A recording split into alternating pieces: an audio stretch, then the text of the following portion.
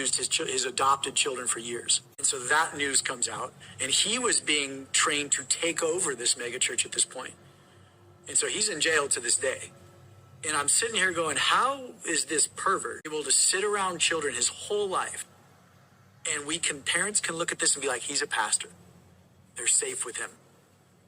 And he's sexually abusing his adopted children from Africa. And then my brother-in-law, the only pastor who would ever listen to my questions about, like, how does the system work? He's the only guy, he's about 10 years older than me, the only paid pastor that would field any of my questions. And he has a disease called Huntington, so it's a super rare genetic disease. But he was the one guy in the system who would, like, listen.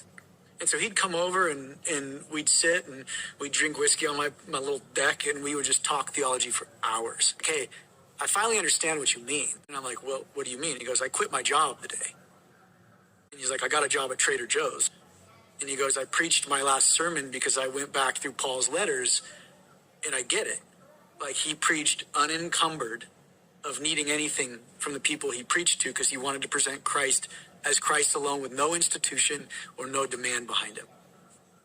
So the one guy who really inspired this whole journey, like, he lost both his parents young. This guy had everything to be angry about.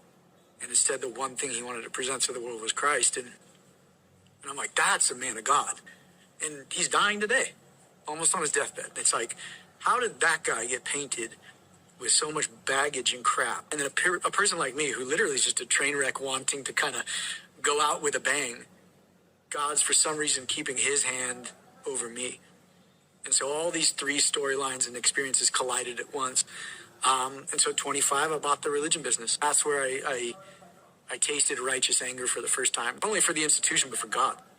You know, I was like, why would you take so much from this guy who just gives to everybody?